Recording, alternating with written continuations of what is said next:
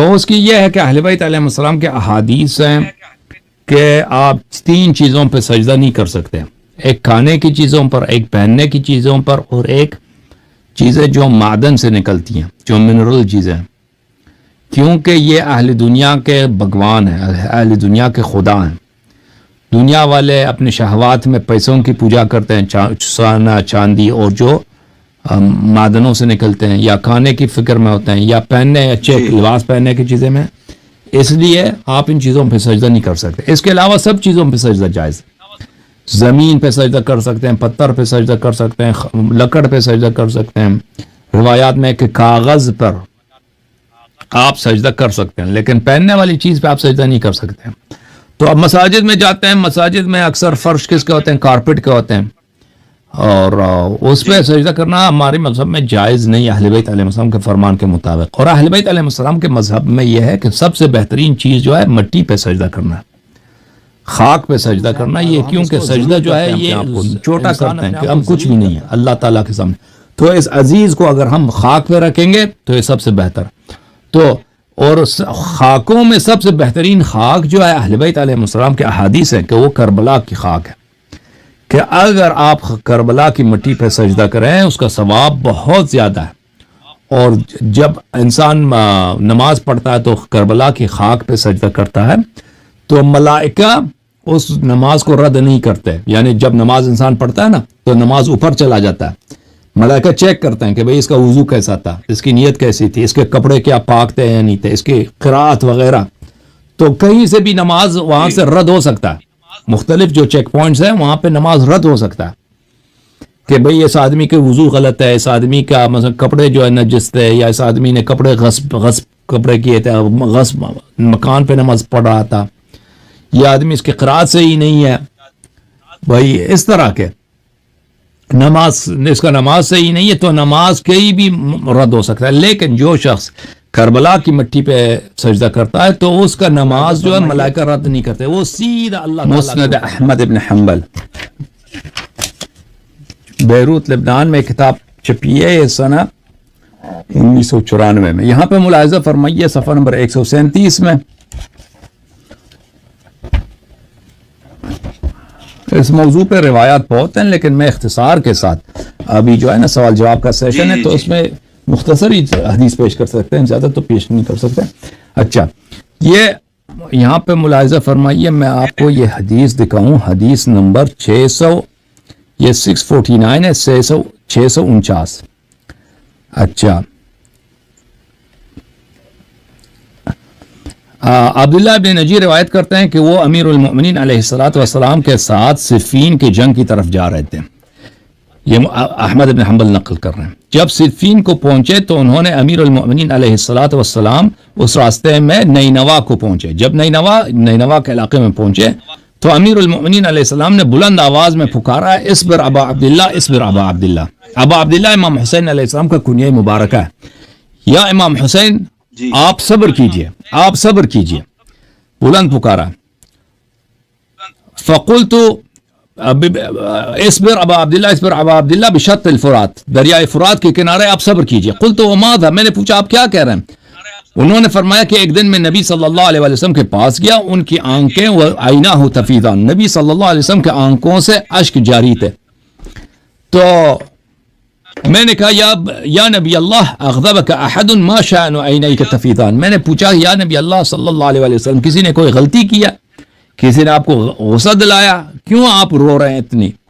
تو فرمایا کہ بل قام من عند جبرائیل علیہ السلام، ابھی جبرائیل علیہ السلام میرے پاس سے گزرے ہیں، یہاں سے چلیں، فحدثنی ان الحسین علیہ السلام یقتل بشط الفرات، انہوں نے مجھے بتایا کہ امام حسین علیہ السلام دریائے فرات کے کنارے پر وہاں پہ ان کی شہادت ہوگی۔ قال فهل لك لي ان اشمك من تربته، تو جبرائیل علیہ السلام نے مجھے کہا کہ کیا آپ چاہتے ہیں کہ میں آپ کو تربت ترات خاک کربلا سے آپ کے لیے آپ کو اس کو خوشبو کے لیے لاؤں، آپ اس کو سونگ لیں؟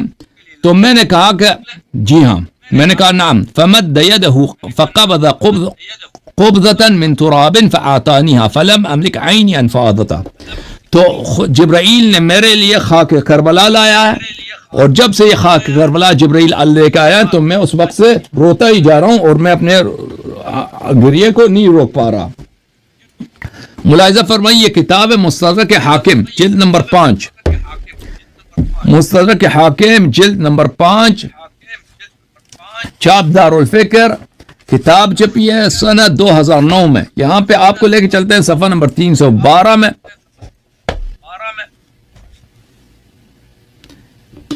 312، ایک منٹ کہاں گیا بھائی؟ 312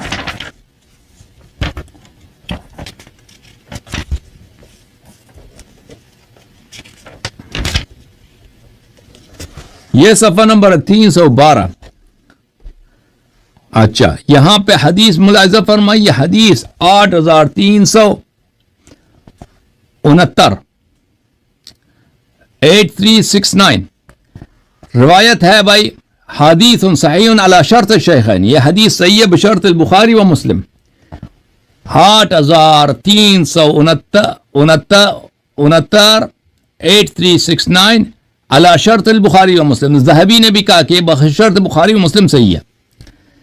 روایت ہے وہب ابن زعمہ سے کہ ام سلمہ رضی اللہ تعالی عنہا نے کہا رسول پاک صلی اللہ علیہ وآلہ وسلم ایک رات کو سوئے، انہوں نے بستر پہ لیٹے سونے کے لیے.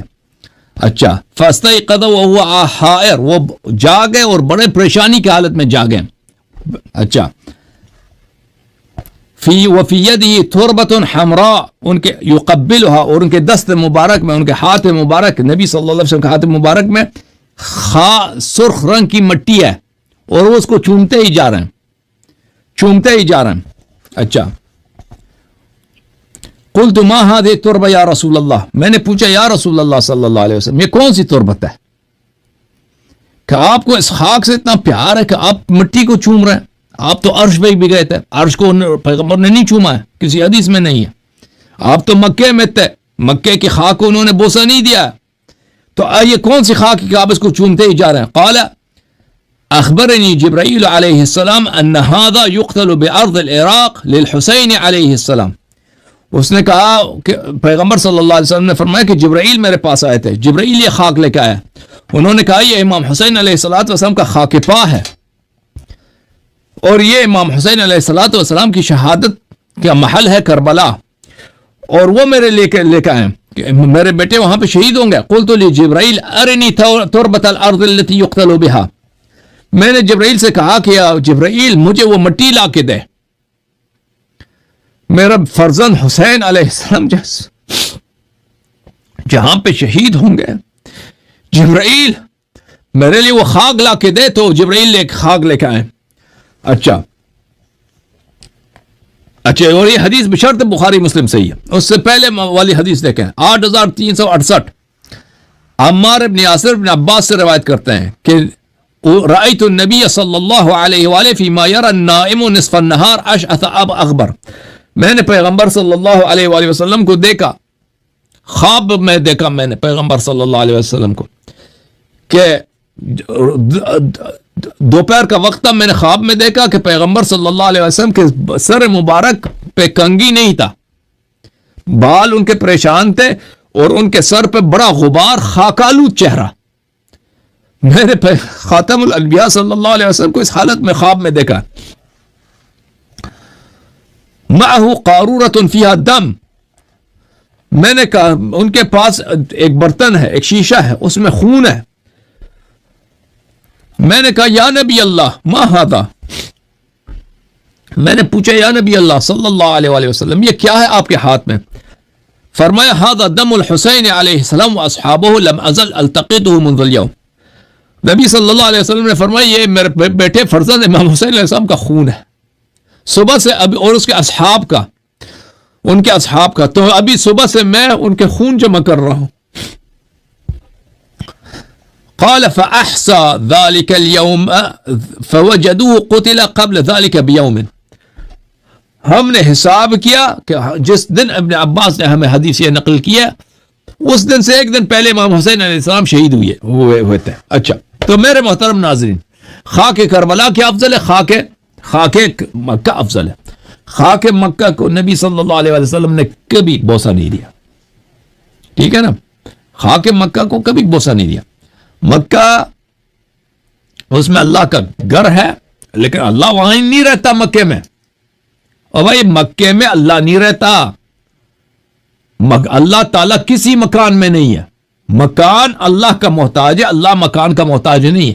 یہ جو کہا بیتی, یہ کہ اللہ سے ایک نسبت یہ کہ یہ مبارک مکان ہے, اس لیے نہیں کہ واقعاً وہ اللہ وہاں پہ رہتا ہے. اللہ مکے میں نہیں رہتا, اللہ عرش میں بھی نہیں رہتا. اللہ کسی مکان میں نہیں. اللہ جسم نہیں ہے. اگر اللہ جسم ہے تو اس کا مطلب ہے کہ اللہ مکان کا محتاج ہے. مکان ہوگا تو اللہ ہوگا. مکان کا بنانے والا کون ہے پھر؟ یہ تو مشرک ہو جائے گا. اللہ تو محتاج ہوگا, پھر اللہ کا کوئی خالق ہوگا. اللہ تعالیٰ مکے میں نہیں ہے, کہیں بھی نہیں ہے. مکے کی سرزمین مقدس ہے کعبے کی وجہ سے, بیت الحرام کی وجہ سے. لیکن جو شرافت اللہ تعالیٰ نے اور جو قداست اللہ تعالیٰ نے کربلا کی مٹی کو دی, مکے کو نہیں دیا. اگر مکے کی مٹی کو دی ہوتی تو نبی صلی اللہ علیہ وسلم کے لیے جبرائیل مکے کی مٹی بھی تحفے میں لاتے. مکے کی مٹی بھی لے کے آتے نا, کہ کبھی عرش کی مٹی کو لے کے آتے, نہیں لائے. صرف کس تربت کو لے کے آئے تحفے میں؟ صرف تربت لائے امام حسین علیہ السلام کو. اور یہ کوئی شیعہ حدیث نہیں, بشرط بخاری حدیث ہے, بشرط بخاری اور مسلم حدیث ہے کہ نبی صلی اللہ علیہ وسلم کربلا کی مٹی کو رو رو کر چومتے تھے. تو یہ جو ہے یہ کربلا کی مٹی ہے. اگر ہم کہہ دیں کہ یہ سب مٹیوں سے افضل ہے, یہ ہم اپنے سے نہیں کہتے, اہل بیت علیہ السلام کے احادیث اس میں بہت ہیں. تو یہ مخالفین کے کتب میں اس کے احادیث ہے. اگر میں آپ کو مخالفین کے کتب میں سے مزید احادیث دکھا دوں تو اس میں کوئی وہ نہیں ہے, کوئی کمی نہیں ہے. اس میں بہت سارے احادیث آپ کو دکھا سکتا ہوں.